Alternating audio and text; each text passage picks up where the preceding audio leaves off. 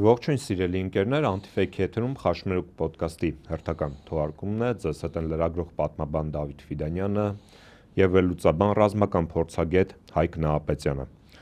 Սիրելի ընկերներ, անցնող շաբաթվա կտրվածքով բավականին հետաքրքիր իրադարձություններ տեղի ունեցան թե Հայաստանում եւ թե Հայաստանի շուրջ։ Մասնավորապես մենք տեսնում ենք, որ Ադրբեջանի բարբարոսական վարչախումբը շարունակում է մշակութային ցեղասպանությունը օկուպացված Արցախում եւ մենք նաեւ տեսնում ենք, որ Հայաստանի ազգակործան իշխանությունը պետական դավաճանի գլխավորությամբ մատը մատին չի տալիս, որպեսզի պաշտպանի մեր մշակույթի իրավունքները եւ նաեւ տեսնում ենք, որ ընդհակառակը Նիկոլ Փաշինյանը ստանձնել է Իլհամ Ալիևի փաստաբանը ըստ էության։ Պարոն Նահապետյան, հռետորական հարցադրում իրականացնեմ, արդյոք համաշխարհային պատմության մեջ կա այսպիսի մի դեպք, երբ թշնամին օկուպացնում է քո տարածքը եւ սկսում է մշակութային ցեղասպանություն իրականացնել, բայց քո երկրի ոչ բարով ղեկավարը ոչ միայն այդ հարցը չի բարձրացնում, օրինակ միջազգային ասպարեզում, այլ մի բան էլ կառավարության նիստից հետո լրագրողների հետ ճեպազրույցում փաստաբանություն է իրականացնում։ Ես պատմաբան չեմ, Դավիթ, որպեսզի մարդկության պատմություն, որտեղ պետություններ են կազմավորվել, պատերազմներ են եղել եւ նման քայլեր, կեցված գործողություններ անող ինչ որ մի վարչակազմ։ Բայց խնդիրը ես օրինակ այլ տեսանկյունից կնայեմ։ Երբ մենք հույս ունենք, որ ենթադրենք, երբ Արցախում, Ստեփանակերտ քաղաքում ոչնչացվում է մշակութային, հոգևոր արժեք ունեցող Աստծո տները, իսկ դրան գործող եկեղեցիներ են եղել, եւ ցանկացած եկեղեցի նախ եւ առաջ Աստծո տուն է։ Այսինքն այստեղ այդ շենքի ոչնչացումը միայն շենք չի, հա, իր մեջ դա նաեւ թիրախ է եւ հարված է, ասենք քրիստոնեությանը եւ կապ չունի դա մեր եկեղեցին է ոչնչացում, մեր եկեղեցուն է թիրախավորում, թե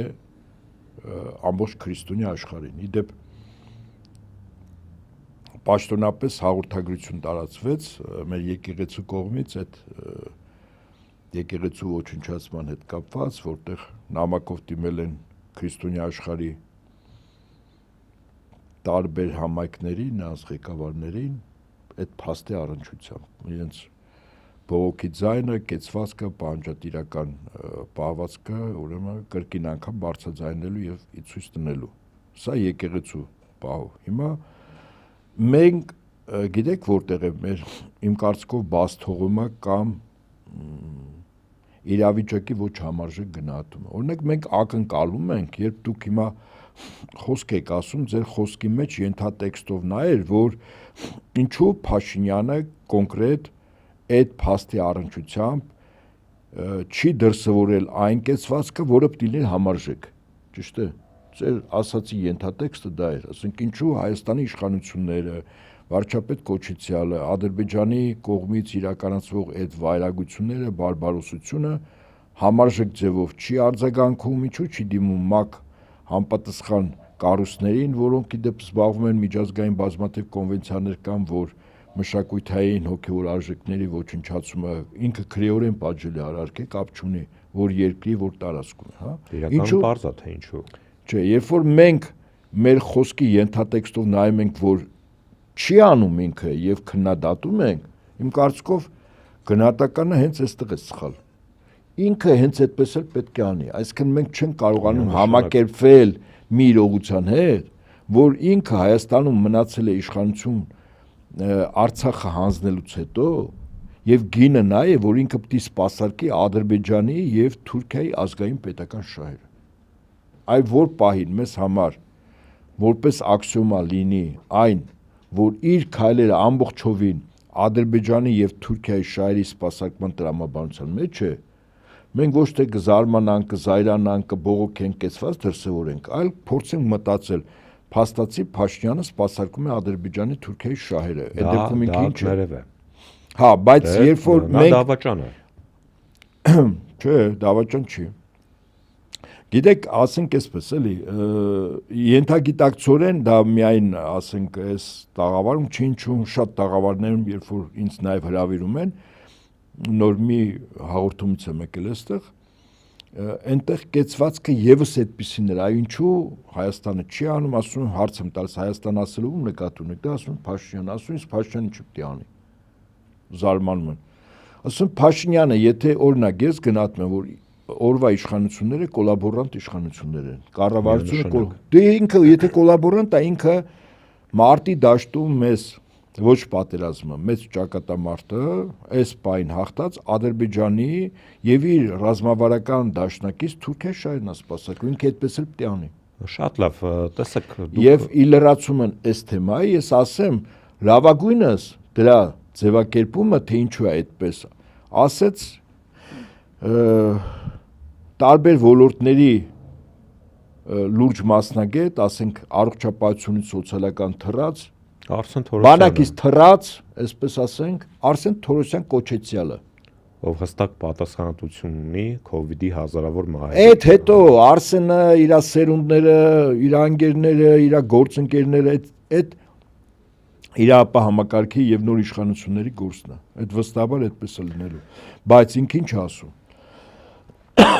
Երբ ասում լավ են անում են։ Հա ասեց, հա անում են հետո։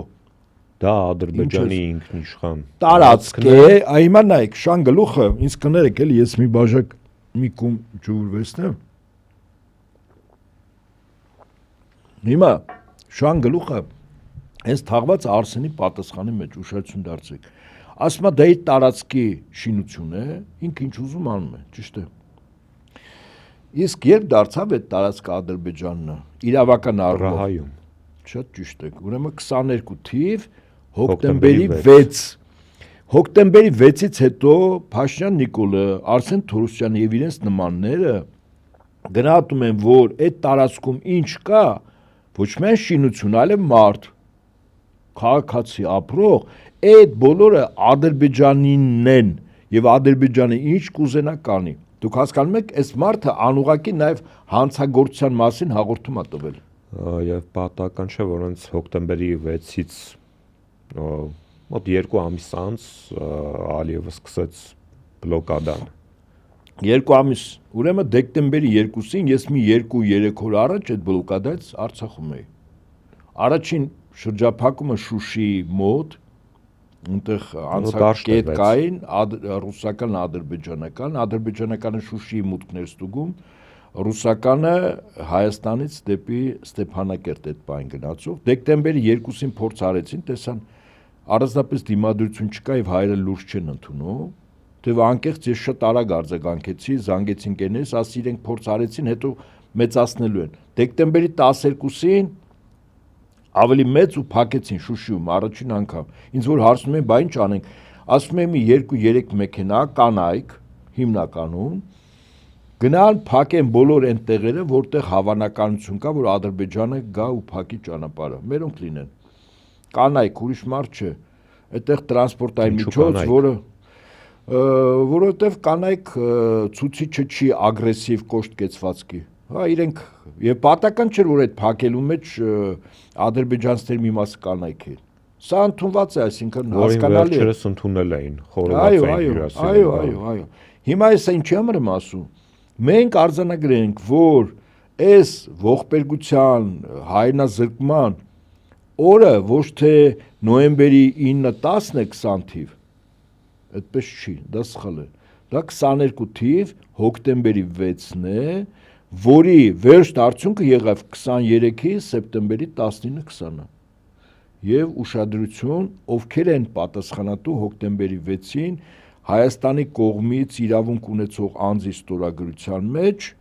որով Արցախը ճանաչվեց Ադրբեջանի մաս եւ Ալիևին տրվեց իրավունք ամեն ինչ անելու։ Նորից եմ ասում, Արսեն Թորոսյանը ուղղակի թե անուղղակի հաղորդում է տվել հանցագործության մասին։ Փաշինյանը երբեք չի ասել, որ անուղղակի ասել է, ուղղակի չի ասել, բայց Արսեն Թորոսյանը ասում է իրաց տարածքն ինչ կուզեն կանեն։ Ընդունենք այդ միջազգային իրավունք, կոնվենցիա, այն որ ժամանակի լափամանի վրա այդ գրանտերը նստած են միջազգային իրավունքով խաղեր էր տալիս այդտեղ որպես ընդդիմադիր բան, այդ հեչ։ Հիմա եթե իրենց տարածքն ինչ կուզեն կանեն, օրինակ, բայց երբ եղավ իրանց տարածքը, դա 23 սեպտեմբեր 15-20-ին չի եղել, դա 22-ից է, հոկտեմբերի 6, եւ հետաբար պատասխանատվություն կրում են, եթե ավելի խորքային եւ լուրջ նայենք, ով 22-ի հոկտեմբերի 6-ին այս գործի մեջ կային, Փաշինյանի զատ եւս երկու անձ են եղել, Մակրոն, Շարլ Միշել։ Մակրոնը ընդ որում 2 օրից գալու է այստեղ։ Օրինակ ինձ հետաքրքիր է, էլի։ Նրանք ովքեր Արցախի մասին ընդդիմադիր դաշտը խոսում է, ցավ է ապրում, անկեղծ, կեցվածք է դրսևորում եւ այլն։ Ես ուշի ուշով այս տաղավարից ասում եմ, հետևելու եմ բոլոր այն ընդդիմադիր ուժերի կեցվածքին, որոնք պետք է հանդես բերեն, ենթադրենք եվրոպական քաղաքական համաժողովի ներկայիս գագաթնաժողովի ժամանակ։ Կոնկրետ անձնապես եմ ասում, որտեղ Շարլ Միշելը Եվրախորհրդանն է ներկայացնում, էլի Եվրամիության կառույց է, չէ՞։ Իսկ Էմանուել Մակրոնը ինքը պետություն էր ներկայացնում։ Ու ինձ հետաքրքիր է, էլի։ Եվ եվրոպական համայնքից են ղեկավարներ գալու, չէ՞։ Եվ Մակրոնն է գալու։ Ինձ հետաքրքիր է ոնց են կեցված դրսևորելու։ Արդյոք այն մեղադրական իրական շեշտադրումները, որը փաստացի պատճառ հանձնացավ Մակրոնի այդ քայլերին, հնչելու են նաև իրենց ներկայության ժամանակ, սկզբից նախորդ 1 օր եւ հետո գնալուց։ Ես սա ուշադիր եմ նայելու, որտեվ այդ խաղեր տալը դարձել է բան ազգային նկարագիր։ Խաղեր տալով չի լինելու։ Իրականում մենք իրեն պիտի տանք իրենց անունները, անձանց պիտի որակումները հստակ տանք։ Չես կարող դու Եվրոպա, Եվրամիություն խաղալ Ֆրանսիայի հետ բարեկամություն, Ֆրանսիայի իշխանությունների հետ խաղել եւ միաժամանակ աչքդ փակել, թե Ֆրանսիան ինչ դերակատարում ունեցավ Էսպանիայի իր վարչակազմի ղեկավարի քայլերով Արցախի հայաթափման գործում։ Միանշանակ, պարոն Ապետյան, օրեր առաջ տեղեկություն տարածվեց, որ Հայաստանը ժամանել փոխվարչապետ Շահեն Մուստաֆաևի գլխավորած պատվիրակությունը եւ ընդ որում տեղեկությունների համաձայն հանգրվանել էին Աղվերանում։ Շատ հետաքրքիր վարկածներ կային այդ այցի կապակցությամբ, որովհետեւ նախորդ չէր հայտարարվել, որ այդպիսի այց է նախատեսվում, շատ անակնկալ, եւ մենք տեսնում ենք, որ միգուցե ադրբեջանական կողմը իր այս քայլով փորձ է անում արագացնել գործընթացները սահմանազատման, այսպես կոչված սահմանազատման կամ սահմանագծման համատեքստում, որովհետև մենք գիտենք, որ Մուստաֆաևը այն մարդն է, ով գլխավորում է ադրբեջանական կողմը Հայաստանի հետ այսպես կոչված իբրև թե բանակցություններում դելիմիտացիայի եւ դեմարկացիայի առումով։ Եվ անմիջապես հետո այդ այցից անմիջապես հետո արդեն տեղեկություններ էին տարածվում, որ ադրբեջանական կողմը արդեն հստակորեն դնում է 8 գյուղի վերադարձի պահանջ այդ անկլավային հատվածում Տավուշի մարզի եւ Քյարքի կամ Տիգրանաշենի հատվածի վերադարձը։ Դուք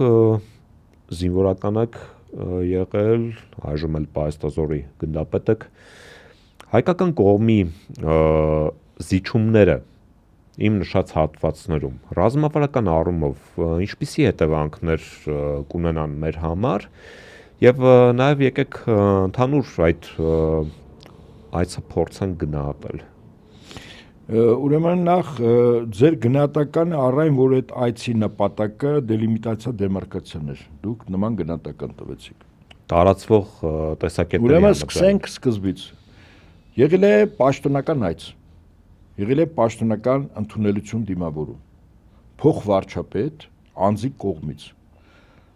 Ես այսօր առավոտյան այստեղ գալուց առաջ կրկին անգամ նայեցի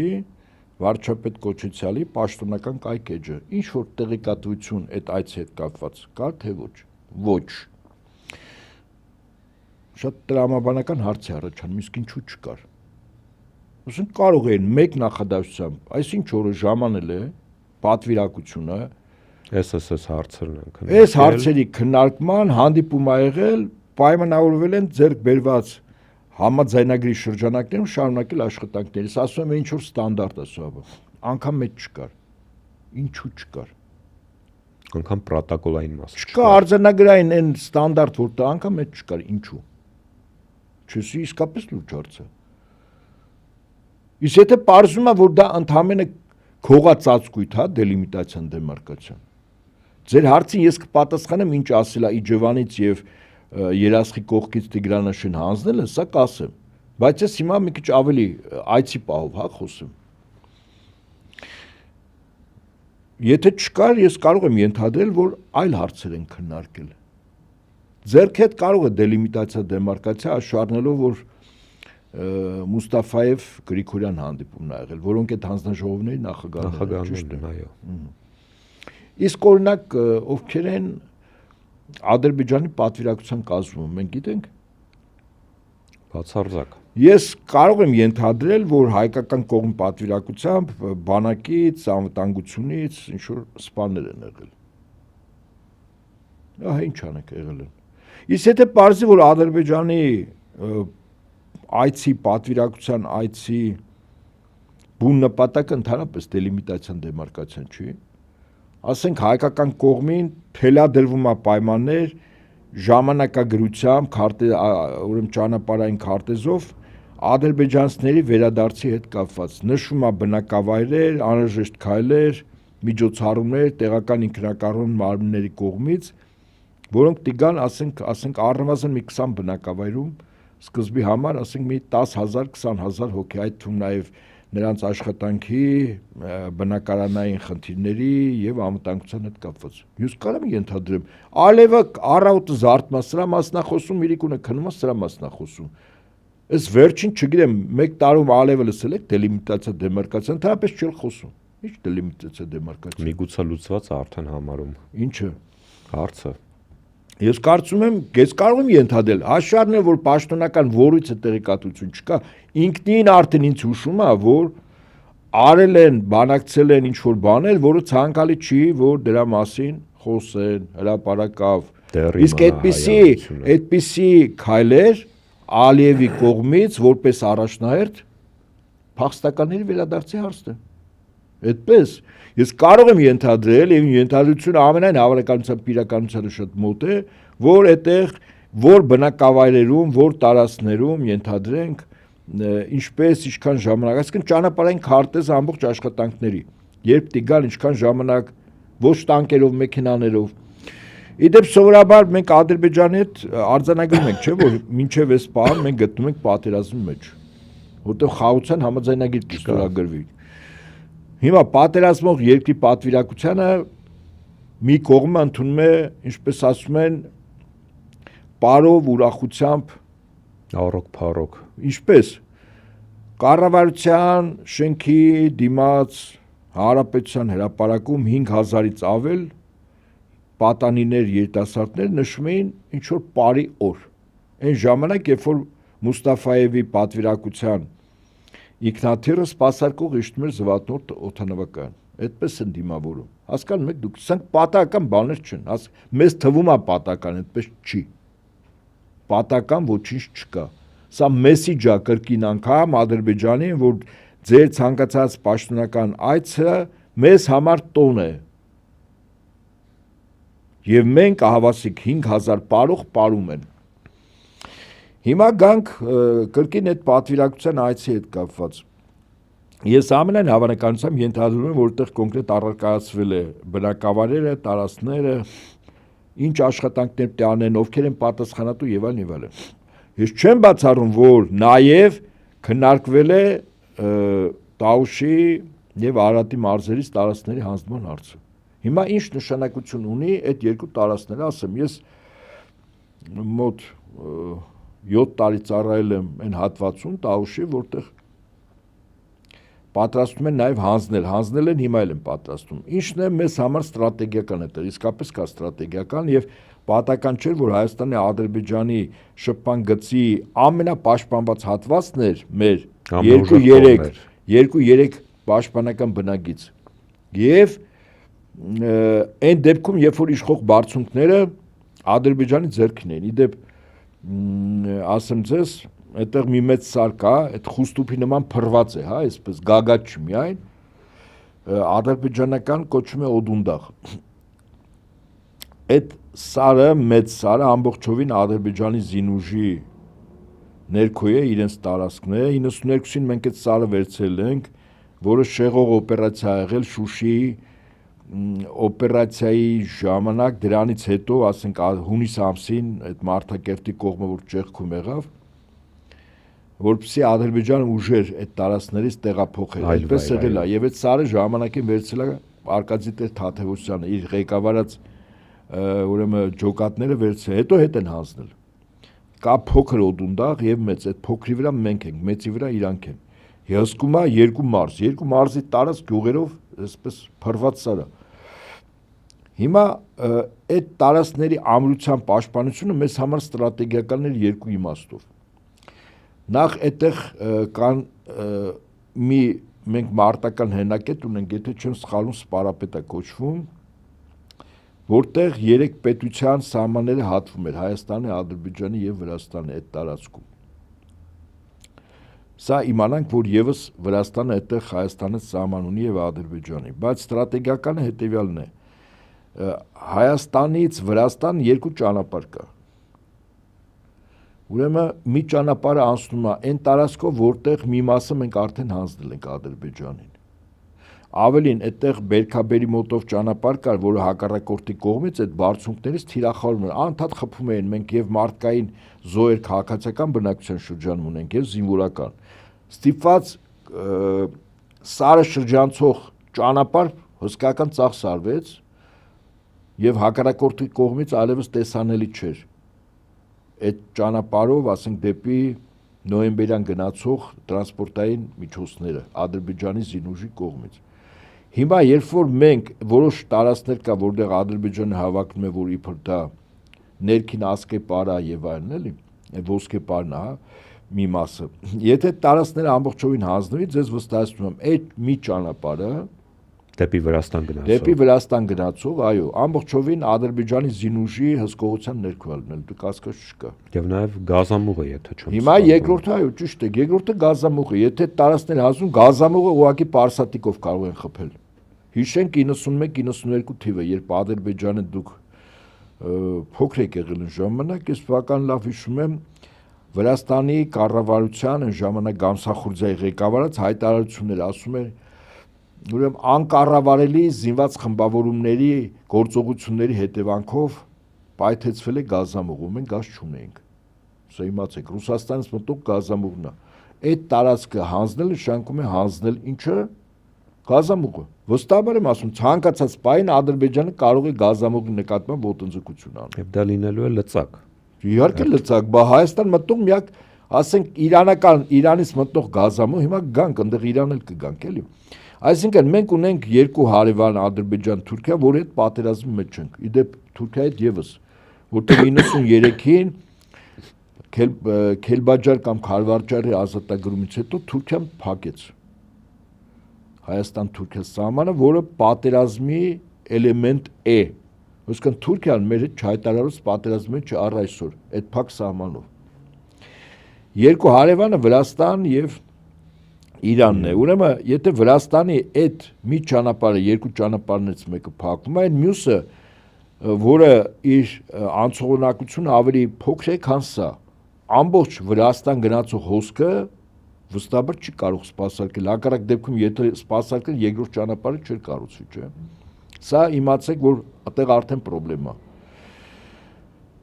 Այսինքն ճանապարհ գազամուղ։ Հիմա գանք Տիգրանաշեն կամ Նախիջևանի, նախկինում այդ տարածքը ամբողջովին մերն է եղել, այդ քարքի կոչված է 30-ականների, 40-ականներին այդ տարածքները, խաշնարածները եկել մնացել են, հետո տրվել է Նախիջևանին։ Հիմա դա ինչ է։ Ուրեմն ես ես վերջերս իդեպ եղել եմ այդտեղ Տիգրանաշենում, գնացել եմ, հետաքրքիր երկար ժամանակ չէ, 90-ականներին էի այդտեղ գնում, մի երկու անգամ եղել եմ, եւ գնացինք ընկերներով, նաեւ նկարանու խումբ կար հետներս, իրենց հետաքրքիր էր, ասենք իրավիճակը, տխուր էր, գյուղը բնակիչների թվականակով, նույնիսկ չասեմ ինչքան, հաշվեք կյանք չկար, մի դպրոց կար 6 աշակերտ, ոնց է ձեր համար։ Արդեն պատկերացրեցի։ Բայց այդտեղ Վտանգ են չի, ուրեմն այդ գյուղի տարածք է հանդիսանում ոչ միայն հարակից Ադրբեջանի բարձր լեռները, այլև միջպետական ճանապարհը։ Միջպետական ճանապարհը գյուղի տարածքը։ Այսինքն հանձնել այդ գյուղը Ադրբեջանին նշանակում է,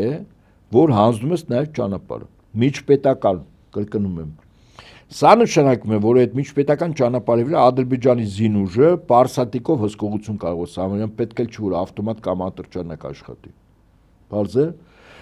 Այս նշանակում որ Հայաստան երբ քարտեզի նայում ես մեծ գլուխ փոքր վիզ, այդ վզի սկզբից կտրվում է, որտեղ Ադրբեջան ցանկացած բան կարող է կտրել։ Երասխի մոտ կամ ավելի ճիշտ այսպես ասենք, հա, Սևակավան գյուղից վերև է այդ Տիգրանաշենը կամ Քարքին։ Այդ մասից Հայաստանը կտրվում է։ Հիմա որպիսի կառուցվի ճորոն բառերը, դե մենք կկառուցենք բանով այդ վեդիով ճանապարհ։ Դուք ձեր տան զուգանի ճանապարհը չեք կարա սարքեք, այդ չսարքողներ ոնց եք կառուցելու, ճորոմ խոսալով փողերը կվերցնեք, լափեք, ինչպես միշտ։ Հները ունեն եւս լափելու հատկություններ, բայց իրենք լափում են փոքր մասը, սարքում են մեծ մասը, տարբերությունը այդ էր։ Սրանք լափում են ամեն ինչ առանց սարքել։ Հիմա միտքս ավարտեմ եւ հետեւաբար վտանգը նույնիսկ այդ չի, որ գյուղի այդ տարածքը միջպետական ճանապարհը հանձնում են գյուղի տարածք։ Ես մի փաստի մասին գիտեի, բայց այդտեղ հաստատեցի, չասեմ ում միջոցով, այդ մարդուն չթիրախավորեմ, բայց 100%-անոց ինֆորմացիա։ Գյուղի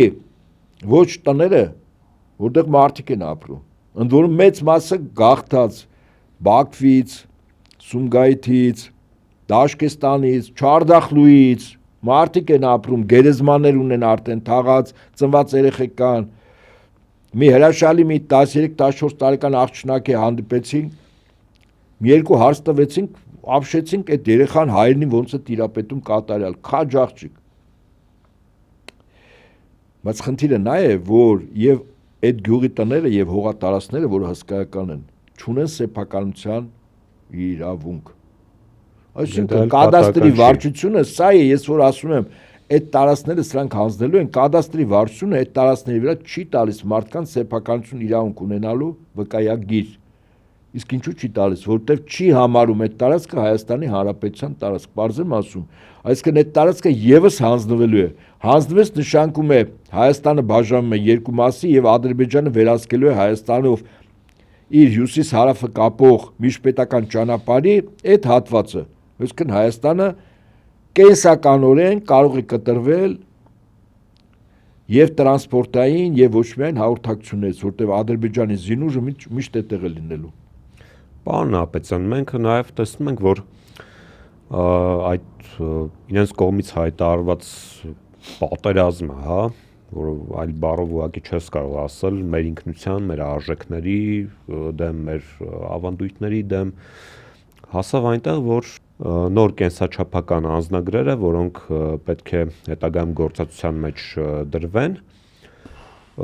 այդտեղ արդեն չկա Արարատ լեռը, խոր վիրապն էլ պատկերված է լրիվ այլ ռակուրսից եւ պատուասը խոսելով այդ մասին նշեց, որ Արարատի պատկերից վերացնելը Արարատ լեռը դա իրենց քաղաքականության այդ շարունակությունն է, որ իրենք ըստ էության մերժում են պատմական Հայաստան եզրույթը եւ փորձեն անում կենտրոնանալ իրենց բառերով ասած իրական Հայաստան կոնցեպտի վրա։ Բայց դրան զուգահեռ մենք ֆիքսում ենք, որ ադրբեջանական կողմը, օրինակ նախագահ Ալիևը կամ տարբեր պաշտոնատար անձին կամ նույնիսկ Ադրբեջանի քարոզչական տարբեր գործիքներ հանդիսացող դեմքեր, իրենք չեն հայտարարում, որ Ադրբեջանի տարածքը դա 86600 քառակուսի կիլոմետրն է, դա է իրական Ադրբեջանը, այլ նրանք խոսում են, որ ողջ Հայաստանի Հանրապետությունն է իրենց տարածքը։ Պատմական հայրենիք։ Այո, եւ Արևմտյան Ադրբեջան ասվածը դա ներկայիս Հայաստանի Հանրապետությունն է եւ ես, եթե չեմ սխալվում, իրենք արդեն Հայաստանի Հանրապետության գյուղերի, քաղաքների, նույնիսկ գետերի, լճերի ադրբեջանական անվանումները ունեն։ Ջերմուկի հետ կապված երբ Ռուսաստանում խնդիրներ եղան, Ալիևը հանդես եկավ հայտարարությամբ, ասեց մեր իստիսուն խիպտի ջերմուկ լինի, մենք շուտով տերը կլնենք դրա եւ կարտադրենք այդ ջուրը որպես իստիսու։ Հա մենք ժպտում ենք։ Ալիևը ասում է Արմենիան Ադրբեջանը դա պետական մակարդակով գործառույթներ իրականացնող հասարակական բազմաթիվ կազմակերպություններին օժանդակող գործընթաց է, որի հիմքը գիտությունն է։ Իդեպ գիտություն բառը Ալիևը պարբերաբար կրկնում է, այսինքն ուզում է ասի, որ գիտականորեն մենք հիմնավորում ենք, որ այս տարածքները իրենցն է։ Ես այս տաղավարից նաև այս տաղավարից ասել եմ, թե ինչպես են հիմնավորում եւ Շենկենա Հռոմի Պապը նախկին Ֆրանցիսկոսը, որը հնարավորություն տվեց Ալիևին իրենց փակ արխիվները բացել, վերաբերող 1500-2736 թվականներին ներկայիս Իրանի այն ժամանակվա շահերի, Սեֆյանների, Պարսկաստանի հարաբերությունները Վատիկանի հետ, այդ գրագրությունը, որով իբր հիմնավորվում է, որ Սեֆյանների իրավաքաղաքական ժառանգորդը Ադրբեջանի ներկայիս վարչակազմը եւ ներկայիս Ադրբեջանն է, թեև կեղծիք է ակնհայտ, որտեղ Սեֆյանների ժառանգության ժամանակ մայրաքաղաք եղել է Սպահանը եւ Թավրիզը, այսինքն Բաքուն ընդհանրապես գոյություն չուներ, բայց գիտություն անպայման Ալիևը փորձ է անում հիմնավորել, որ գիտականորեն այս տարածքները իրենցն է։ Երբ որ ասում եմ մեր պատմական հայրենիքի մաս, ինքը նկատի ունի հենց այդպես Սեֆյանների ժառանգության տարիները, որտեղ այո հարավային Կովկասը եւ հյուսիսային Կովկասի ինչ որ մի մաս այո Սեֆյանների կայսրության մաս է եղել, ու ոչ միայն հսկայական կայսրություն, Սիրիա, ես ասեմ Իրաք, Իրան, Աֆղանստան, Միջինասիական 3 հանրապետություն, Ռուսաստանի Դաշնության հյուսիսային Կովկասի մի մասը, այդ թվում նաև Դերբենտ քաղաքը, Ալիև պարբերաբար ասում է Դերբենտը մեր պատմական հայրենիքի բան է, քաղաք է։ Այդ Սեֆյանների ժամանակն էլ։ Այսինքն հիմա Ալիևը ամեն ինչը հիմքը կեղծիկով իհարկե, բայց պատրաստում են, որ վաղը եթե ավելի կոշտ քայլերի դիմեն, տարածքները մեզանից օտարելու կամ օկուպացնելու, ասեն մերն ա եղել, չեն տվել, արել ենք, լավ ենք արել, ոնց որ այդ տխմարն էր ասում, լավ են անում, եւ ինչ Թորոսյան Արսեն Կոչեցյալը։ Եվ այդ տրամաբանությամբ օրվա իշխանությունների քայլերը մտնում են Ադրբեջանի նախագահի կողմից իրականացվող քայլերի տրամաբանության մեջ։ Սա համահունչ սինխրոն ձևով այդ ամեն ինչը արվում է։ Մենք ուղղակի դրա վտանգի չափը չենք առարկայացնում։ Ես ամենայն պատասխանությամբ եմ ասում։ Ինքս տեղեկատվական հոսքերին բավականին այդպես մասնագիտորեն եմ հետևում ուսումնասիրում, ասենք հիմա նախընտրական շրջանը 1 ամիս է մնացել, ես զարմանում եմ, որ դա առաջնահերթ թեզերից չի, այն առումով, որ վտանգը գալիս է եւ վտանգի դեմը եթե չես առնում, դրանից չի նշանակում, որ վտանգը չեզոքանում է կամ թուլանում է։ Իդեպ առաջնային թեզերից չի նաեւ Արցախի հարցը, այս նախընտրական կամպանիայում, այսպես ասած, հա, որովհետեւ մենք տեսնում ենք տարբեր ուժերի ներկայացուցիչներ խոսում են, քննադատում են, խոսում են իշխանապետության անհրաժեշտության մասին, բայց ազգային հարցերի շուրջ կարծես չկա խոսակցություն, ավելի շատ սոցիալական շերտի վերաբերյալ է քննարկումները գնում, եւ մենք տեսնում ենք նաեւ, որ վարչակազմը կամ ռեժիմը շարունակում է իր հարազատ գործելավոճը ընդդիմադիրներին ձերբակալելու, կալանավորելու, նաև ձերբակալվեց հայտնի զինվորական Արթուր Ավանեսյանը, ով մամուլում արկատեղեկությունների համաձայն հացադուլի մեջ է գտնվում, եւ տեսեք ընդդիմությունը այս պարագայում նաև Ավանեսյանի ձերբակալության եւ հետագայում հացադուլի հետ կապված չկա այն աղմուկը, որը որ պետք է լիներ։ Աղմուկ չէ, ավելի առարկայական քայլ էր։ Մեծ հաշվով եվրոպական միության պատկան կառույցները, որոնք կոչված են զբաղվելու մարդու իրավունքների խախտումների բացահայտմամբ կատարող իշխանավորների, կառույցների նկատմամբ որոշակի ճնշումներ գործադրելու, որպես այդ խախտումները վերացվեն, իսկ այդ լծակները Եվրոպական միությունը ունի, չի անում նշանակում է երկակի ստանդարտ է օգտագործում, այսինքն իրենց համար միևնույն է թե Փաշինյանը ինչ ապօրինություն կանի Հայաստանում, կարևորը Փաշինյանը կատարի եւ սպասարկի այդ թվում նաեւ եվրոպական երկրների շահերը Հայաստանում եւ տարածաշրջանում։ Իսկ ո՞րն է այդ շահերը, որտեղ կա Փաշինյանի կողմից տված համաձայնություն։ Շահերը շատ պարզ են։ Եվրոպան պատրաստում է, նատոյական Եվրոպան պատրաստում է Ռուսաստանի դեմ 1-2 տարետու պատերազմի։ Նրանք բնականաբար դա չեն արձանագրի ձեր նշածները, որովհետև Հայաստանը այս իշխանությամբ իրենց պետք է որպես իրենց աշխարհաքաղաքական շահերի սպասարկող կենտրոն, բայց այստեղ հարց է առաջանում, լավ հասկացանք Արևմուտքը ձայն չի անում իր նկատառումից ելնելով։ Ընդդիմությունը ինչու աղմուկ չի անում։ Ընդդիմության ոչ թե աղմուկ անի, այլ ընդդիմություն գործնական քայլեր։ Գործնական քայլը օրինակ ինչ պետք է անի։ Հիմա առարկայացնենք, ավելի առարկայական, ես հստակ ասեմ, դա ոչ թե ինքնանպատակ հայտարարություններն են, ստորագրահավաքն է, փողոցային ցույցերը, դրանք որևիցե ազդեցություն իշխանության վրա չեն ունենալու։ Ասեմ որ նայած ինչ մասշտաբի։ Կապ չունի, ուզում ես 100,000 մարդ անի։ Բայց ավելին ասեմ, 1000 մարդ տար Ամերիկայի դեսպանատանը ցույց արա մի շաբաթ, ու դու կտեսնես Ամերիկայի դեսպանատունը ոնց արձագանքելու։ Ես ու իմ պրակտիկայից գիտեմ, 20 հոգու մի հատ միջոցառում արեցինք դեսպանատան հարակից տարածքում Իսակովի արձանի մոտ։ Դուք նայեք արձագանքները։ Ինչու՞։ Որտեվ եւ եվրոպական երկրները, Միացյալ Նահանգները իրենց համար շատ կարևոր է վարկանիշ կոչվածը։ Կեղծ է, իհարկե, փուչիկ է, արհեստական փչած, բայց իրենք փորձում են այդ փուչիկը պահել։ Ես էլ ասում եմ 1000 հոգի, ոչ չեմ ասում 100,000, դու ասում ես 100,000, ասում 1000։ Մի շաբաթ ամերիկյան եւ եվրոպական դեսպանատան մոտ այս հարցերով կեցված դրսևորի։ Դες վստահեցնում եմ Փաշինյանի աշխատակազմը զանգերը ստանալու, ինքը զանգա ստանալու։ Մի հատ կանչելու են Բերման ենթարկեն ասեն տղա ոնց որ պերեբորս անում։ Սես չի լինի։ Ինչու՞։ Որտեւ այդ 1000 հոգին մի շաբաթ վաղ կարող դառնա 5000, հետո 10000, հետո 50000։ Մեկ էլ Հայաստանում հակա ամերիկյան, հակա եվրոպական շարժում սկսի։ Իր ամբողջ թափով, որտեւ դա իրականությունը դա է։ Որտեւ այս այլանդակությունների տերետնօրենը Փաշինյանը չի։ Եվրոպան ու Ամերիկան է։ Եվ իրենք վախում են դրանից, վստահաբար վախում են։ Ես համոզված ասեմ։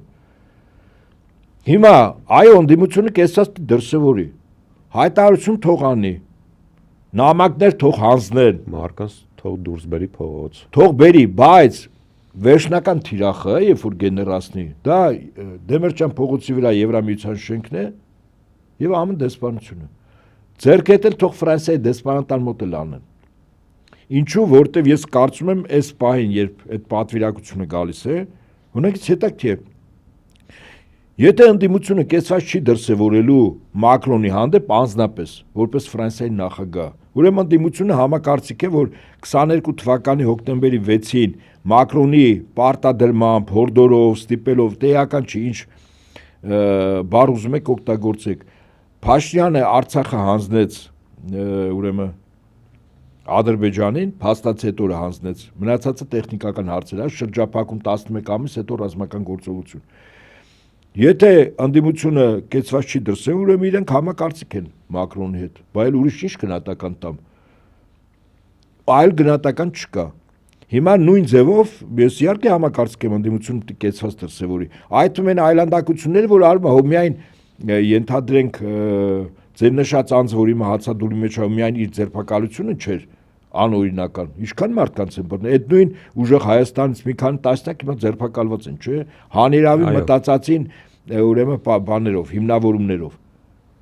Բայց ինչու կեցված չի դրսևորում։ Մենք ու գիտենք, որ Փաշինյանի այդ ռուսական այդպես հայտնի դասական իմաստով մի ասացված կա, հա, չարը որտեղ է գտնվում։ Ձվի մեջ, ասեղի մեջ, այսպես, այսինքն եթե իրականում մենք չհասնենք այդ ասեղին, ձվից խոսենք, ձուն չգիտեմ տան մեջ, Այդպես չի, թիրախային դիլնի։ Թիրախայինս ասում եմ, 3 թիրախ Եվրամիության շենքը Դեմիրճյան փողոցի վրա Ֆրանսիայի դեսպանություն, Միացյալ Նահանգների դեսպանություն։ Թող հազարներով մարդկանց հանեն։ Ասում եմ, երկրորդ օրը սրանք խառնվել են, վստահաբար եմ ասում, օթից չեմ ասում, տեսություն չեմ ասում, պրակտիկա եմ ասում։ 30 մարդու ընդամենը մի 15 պլակատ բռնելուց եւ 4-ը ելույթից հետո, երբ որ մենք ասենք հունիս ամսին Ֆրանսիայի Միացյալ Նահանգների դեսպանությունը ապօրինություն արել, երբ որ գնահատել է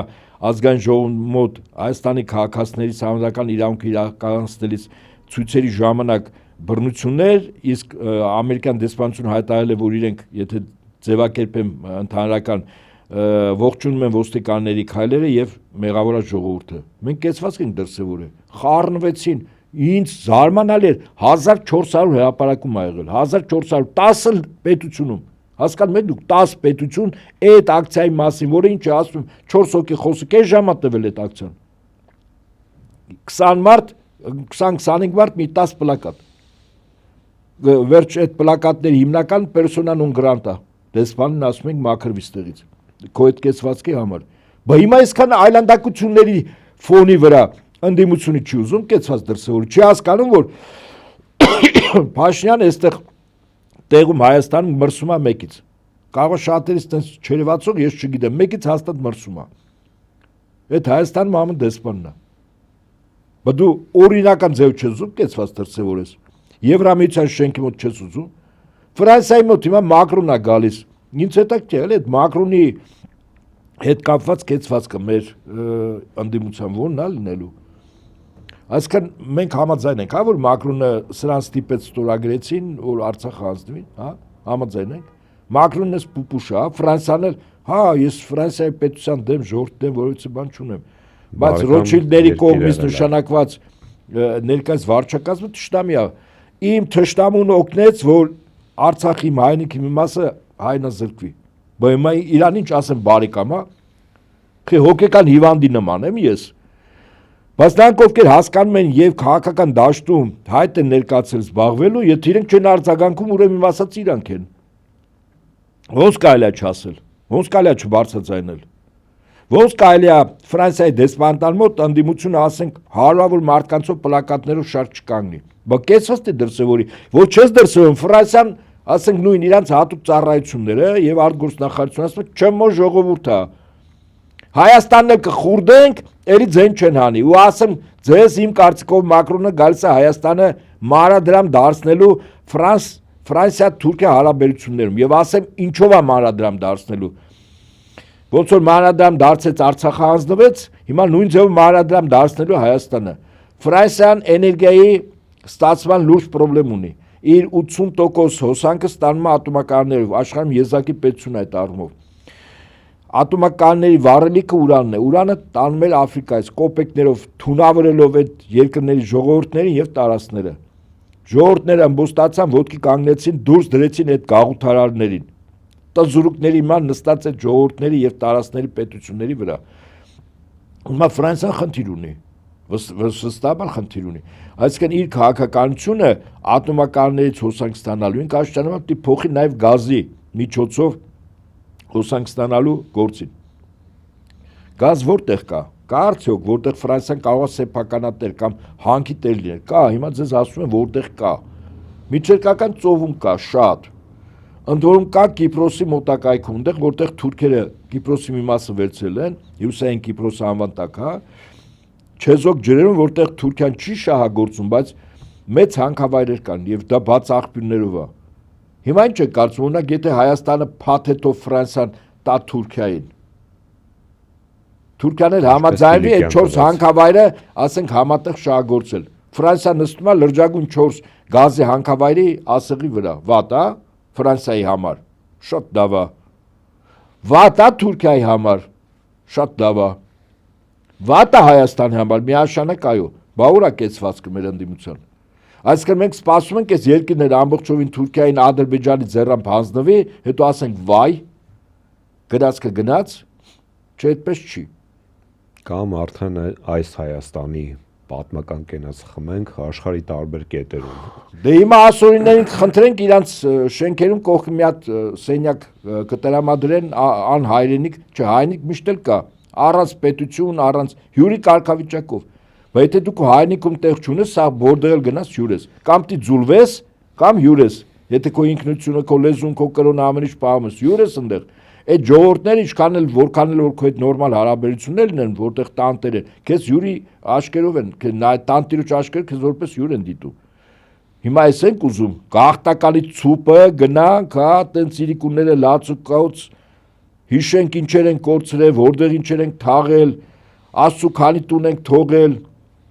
Էդ ենք ուզում։ Ես չեմ ուզում, իմ նման ես կարծում միլիոնավոր հայր։ Շատ բնական է, ոչ թե որ ես այդքան խելացենք, կամ չգիտեմ ինչ եմ, շատ բնական վիճակ է մարդու։ Հիմա չուզելու ես ասում եմ, եկեք խոչընդոտենք այն ուժերին, խանգարենք, կեցված դրսևորենք, շատ կոշտ կեցված, ովքեր այդ գործի մեջ լծված են եւ առաջին ջութակի դերակատարում ունեն։ Դրանց մեջ առաջին հերթին Ֆրանսիան է։ Ասեմ իմանաք։ Պարոն Նահապետյան, Իսրայելի պաշտպանության նախարար Իսրայել Կացը հայտարարեց, որ Իրանի դեմ ռազմական գործողությունները ցանկացած պահի կարող են վերսկսվել եւ Իսրայելը դիտարկում է այդ հնարավորությունը։ Մենք տեսնում ենք, որ Մերձավոր Արևելքում իրադրությունը շարունակում է մնալ բավականին փխրուն, որովհետեւ հանգուցալուծումը դեռևս բանակցային առումով չկա։ Դոնալդ Թրամփը նորից չի բացառում ռազմական գործողությունների վերսկսում, ես նշեցի նաև իսրայելական կողմը, զուգահեռ շարունակվում է Լիբանանի նկատմամբ ոտնձգությունները Իսրայելի կողմից, եւ եկեք փորձենք հասկանալ, փետրվարի 28-ին սկսվեց պատերազմը, հետագայում այն 40 օր հետո, եթե չեմ սխալվում, կանգնեցվեց Միացյալ Նահանգների կողմից. Եվ այժմ մենք այս առումով ինչպեսի փուլում ենք գտնում այս հակամարտությանը, որովհետև մենք տեսնում ենք, որ իրանական կողմը բնականաբար չի զիջում եւ այն փակուղային իրավիճակը,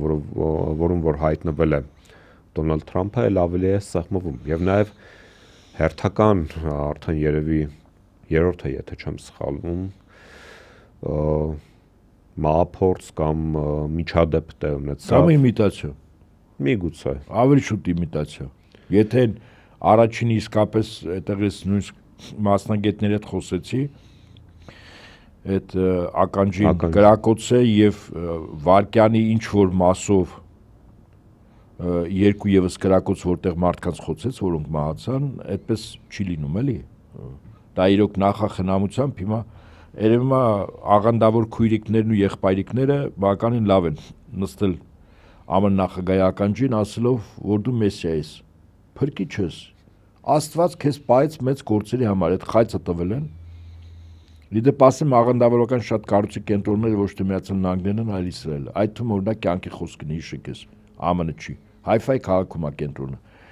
Հիմա գնանք այսքը Մոսադ, եթե ավելի լուրջ ես, առարկական խոսենք։ Հիմա գանք ինչ վիճակ է Իրանի շուրջ, հա։ Ամրոցները հնում, երբ փորձեր արվում մի քանի գրոհով վերցնել չէր ստացվում, ինչ էին անում։ Շրջափակում էին, պաշարում, փորձում էին կտրել ուրեմն սնունդի եւ ջրի աղբյուրները, ջուրը, որտեղ սնունդ, հա, եւ ջուր, որը աշճանաբար բերելու էր, ինչպես Արցախում արվեց, բերելու էր այդ ժողովրդի աշճանաբար հուսալքմանը, հյուծմանը, պաշտպանների թվաքանակի կրճատմանը եւ որից հետո գալիս էր բանակցողը, ասում էր հանձնվեք։ Եթե չէին հանձնվում, նորից գրոհ, բայց արդեն հյուծված պաշտպանների վրա հարձակումը կամ այս հյուծումը ներսում խժդժությունների արդյունքում առաջանում էր մի ճամբար, որ ուզում էր դռները բացել, ճիշտ է։ Իդեպ Չինգիզ խանը բոլոր այն ամրոցները, որ պաշարել է երկար ժամանակ, այդպես առանձնապես ինքը խնդիր չուներ զոհեր տալու, հսկայական զորքեր, մի մասը այդ ամրոցը պաշարում էր, մի տարի, երկու տարի եթե պետք լիներ, հետո այդ ամրոցի ներսում առաջանում էր, այսպես ասած 5-րդ, 6-րդ շարասյուն, վերջում գնում էր այդ դռները բացում էր, եթե իրենք ավելի ուժեղ էին, քան պաշտպանները։ Իդեպ ասեմ, բայց առաջինները սրա խողողանում էր Չինգիզ խանի հրամանով այդ ամրոցը դռներ բացող։ Բոլորին էին կոտորում, բայց առաջինը այդ դավաճաններին։ Նույն գործելավոճը որդեգրել էր գեներալ Ֆրանկոն Իսպանիայում քաղաքացիական պատերազմի ժամանակ եւ եթե չեմ սխալվում, հենց այդտեղից առաջ եկավ 5-րդ շարժումը։ Այո, 5-րդ շարժումը այդտեղից եկավ։ Ճիշտ է, այդտեղից է եղել։ Նա հայտարարեց, որ մենք 4 զորախմբով կգրոհենք Մադրիդի վրա եւ այնտեղ մեզ 4 զորախումբ, դա 4 կողմերը։ 4 կողմերը, այո։ Հյուսիս, հարավ, արևել, կարմիր։ 5-րդը մեջից դիմավորի 5-րդ շարասյունը։ Հիմա ես միտքս այնուամենայնիվ ավարտեմ, հիմա ԱՄՆ-ի ներկայիս վարչակազմը չի կարողանում իր ժողովրդին համոզել, որ ինքը հաղթել է։ Ինչպես ասում են, անդադ քաղցր բաներից խոսել, բերան դրանով չի քաղցրանում։ Ասել հաղթել, հաղթանակի պտուղը չկա։ Պտուղը հետևյալն էր, ինքը մտածում էր, որ Իրանը կհանձնի մոտ 400 կիլոգրամ, մի փոքր ավել, 60% հարստացված ուրանը, չի հանձնում։ Հետեւաբար ինչ որ մի բան պետք է անի, ցամաքային օպերացիա չի անելու, որտեղ հասկանում են զինվորականները ասել են, որ լուրջ զոհեր կլինեն, իսկ դա արդեն իշխանափոխության գործընթաց, մինչև նոյեմբերի, այս տարվա նոյեմբերի միջանկյալ ընտրություններ, մինչ այդ կարող է սկսի գործընթաց։ Էլ չեմ ասում, որ նոյեմբերում ինքը չի հաղթելու, հաջորդ օրը դեմոկրատները սկսում են իմպիչմենտը։ Եվ այս իրողություններից ելնելով Տրամպը գտնում է ցուկցվանգի վիճակում, ինչ քայլ անում է իր դեմ աշխատում։ Ինքը որոշել է շրջափակել կրկին անգամ իր արշինով են, հա, ամերիկացիք ամեն ինչ իրենց արշինով են չափում, ասում են որ շրջափակենք, այդ ժողովուրդը հիմա մի քիչ վատ կապրի, նավթը չի ծախվի, ուրեմն դրամը լավ կարժը զրկվի, սնունդը կքչանա եւ այդպես շարունակ։ Բայց օրինակ հիմա Իրանը այլընտրանքային ճանապարհներ, Պակիստանով, իդեպ ցամաքային ճանապարհով, սնունդ, վառելիք, ճիշտ է, թանկ է նստելու, բայց անում է։ Մյուսը Կասպից ծովով, իդեպ ասեմ ձեզ, Կասպից ծովը եւս օգտագործվելու է։ Իրանի համար կյանքի ճանապարհ է։ Նորմալ իշխանություն լիներ, ես կարծում եմ այդ կյանքի ճանապարհը որպես առավելագույն Հայաստանը կլներ, դրանց բխող բոլորն այդ թվում նաև նյութական ուրեմն շահով, այո։ Նյութական շահով, ցավոք սրտի այդպես չի։ Բայց ես առավել համոզված ասեմ, Իրանի ժողովուրդը լավ չի ճանաչում։ Ասում եմ, ամերիկացիք եւ ներկայիս վարչակազմը իրենց արշինով են չափում, սա էլ է ձախողվել, այսինքն շրջափակում, որի վերջնա նպատակը 5-րդ շարասյուն, 6-րդ շարասյուն, ինչ էլ որ կա թուլացած մեծացնելն է եւ կրկին անգամ գրող կենտրոնական իշխանությունների վրա։ Եթե նախորդ գլխատված իշխանությունները, սպանված մարդիկ քիչ թե շատ հարաբերական առումով պատասխանական էին ուրեմն բանակցություններ ԱՄՆ-ի հետ, ինչ որ հարցեր, որ լինում էր, չէ՞, ապա ներկայիս հիմա ղեկավարությունը դա Պահապանի կորպուսի ծոցից ելած արմատական այն ղեկավարներն են, որոնք առանձնապես ցանկություն չունեն բանակցությունների, շատ ավելի արմատական են, այո, ճիշտ է։ Այստեղից բխող բոլոր հետևանքներով, որ ցամաքային օպերացիա սկսելու մի տեղից վտանգ կա, Ադրբեջանն է, Աստված մի արածե, բայց ես չեմ բացառում, որ այդ ուղղությամբ ինչ որ օպերացիա լինի, իհարկե այդ ժամանակ Ադրբեջանը դրվում է զոհասեղանին, վստահաբար, Ադրբեջան պետությունը Բաքուն ինքը մի հատ մեծ նավթի տակառ է, Բաքուն։ Դու պատկերացնում եք իրանական անօթաչուներն ու հրթիռները մի քանի ժամ Բաքվից ինչ են թողելու։ Ես շատ տխուր է պատկերացնել։ Բայց շատ գեղեցիկ տեսարան կլինի։ Ես չգիտեմ գեղեցկության ինչ չափորոշիչ ունեք, երբ որ ամեն ինչ այրվում է, փլուզվում է, մարդիկ մահանում են, անկախ նրանից իրենք մեզ բարեկամ չեն կամ թշնամի է, հարցի մի կողմն է, բայց այն որ եթե Ադրբեջանից գործողություն սկսեց Իրանի նկատմամբ, այդ Ադրբեջան պետության վերջ տալնելու, հա։ Եվ այստեղ մնում էր նորմալ վարչակազմ լինել, որ այդ իրավիճակը համարժե գնահատել ճիշտ հետևություն եւ քայլեր անել, հա։ Ինչևէ մենք ունենք այն ինչ ունենք եւ հիմա այսպես Ուկրաինայում եթե նայենք ռուսական կողմը դանդաղ իր համար առանձնապես ռուսները խնդիր չունեն, որովհետեւ ստրատեգիական ճեղքում անելու երկու ճեղքում եղել է մի հատ 22-ին երբ որ Կիևի մատուցներ են մտել ստրատեգիական ճեղքում, երկրորդ երբ որ ստրատեգիական պաշտպանություն եւ հակառակորդին բերեցին այդ հայտնի Սուրավիկինի պաշտպանական բնագծերում ուղղակի ջարդեցին էլի, հա։ Այնտեղ էլ, ասենք այդպես առանձնապես, եւ ամենակարևորը եվրոպական երկրները հիմա փորձում են բանակ ստեղծել։ Միացյալ բանակ 20-52 օր առաջ Ֆրանսիայում իհարկե Ռուսաստան դեմ պատերազմի Ֆրանսիայում մեծ զորավարժություններ էր, մոտ 10,000 այնպես արեցին, հիմա այդ անտառների մոտակայքում էր, հիմա բռնվել է, այս արդեն բռնկվել է 3-րդ օրը չեն կարողանում հանգցնել հրդեհ, այդ անտառներով տարածվում է, այս զորավարժություններ եմ ասել։ Եվ հետաքրքիր զորավարժությունների անցկացման բուն նպատակը գիտեք որն է, սովորել անօթաչուներով հակառակորդի նկատմամբ հավանական հակառակորդի գործողություն իրականացնել եւ ոչ ավել ոչ պակաս հավանական հակառակորդը Ռուսաստանն է դիտվում։ Ես աչքիս ուրեմն Ալեքսանդր առաջինի սխալը Ռուսաստանի ներկայիս նախագահը չի անել, մեծ սխալ արեց։ Երբ Նապոլեոնին հաղթեցին, ռուսական զորքերը մտան Փարիզ,